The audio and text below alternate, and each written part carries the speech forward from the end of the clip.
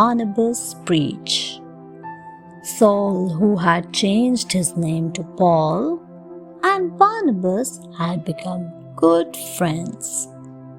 They were spreading the word of Jesus together. One day, they came to a town called Lystra. There they saw a crippled beggar. He was listening to them intently, so they looked at him and said, "Stand up." At once the man stood up and walked. The people thought that Paul and Barnabas were gods disguised as humans. When the local priest heard this, they brought an axe to offer as a sacrifice to the two men. Paul and Barnabas were shocked. They exclaimed, "What are you doing? We are not gods.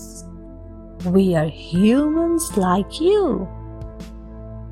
We have come here to spread the good news of the one true God." Though they angered some people, yet the two disciples left the city, converting many.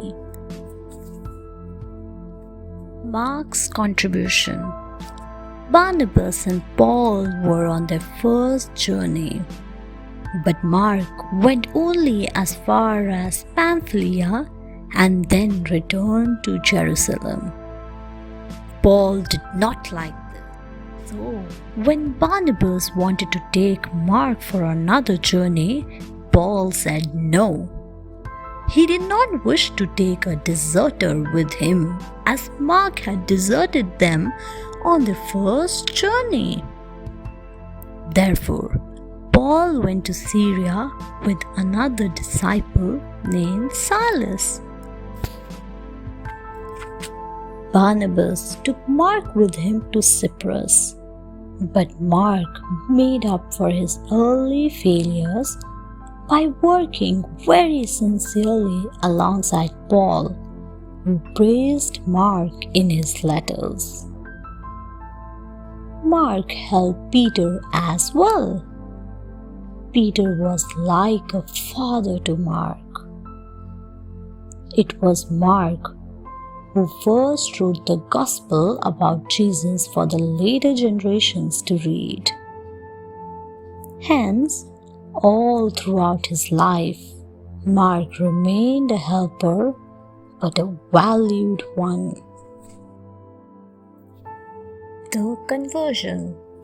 Paul and Barnabas returned to Antioch. They told their followers how they had converted some pagans, people who are not the Jews. There were doubts among people about whether it was right or wrong that the pagans should be converted to the Jews first. So, it was decided that Paul and Barnabas should go to Jerusalem and discuss this with the elders of the church. A group of Christians who had been Pharisees before argued that the pagans should be converted to the Jews first and they should receive teaching in the law of Moses. The discussion went on for a long time. Finally, Paul took a stand. He said, "Do not forget that when the pagans were converted, they were blessed with the Holy Spirit, just as we were once.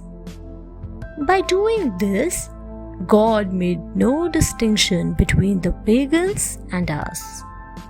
We were all saved by God's grace." The discussion ended there.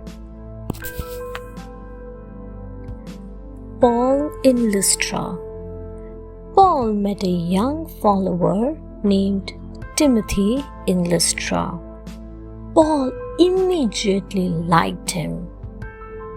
He puts his hand over him and prayed so that the Holy Spirit might come and live in him. Timothy spent many years with Paul. He was later made head of the church in Ephesus. Paul traveled all over Asia Minor. He preached about Jesus and made many followers along his way. He handed down the decisions made by the elders of the church to the recently transformed pagans and taught them the way of life. One night, Paul had a vision in which a man from Macedonia came to him for help. Paul thought to himself, "The Lord must be telling me to go to Macedonia. Perhaps I am needed there. I must leave for Macedonia immediately." So Paul went there. Thanks for watching. Do like, share, subscribe to Sahil Book House.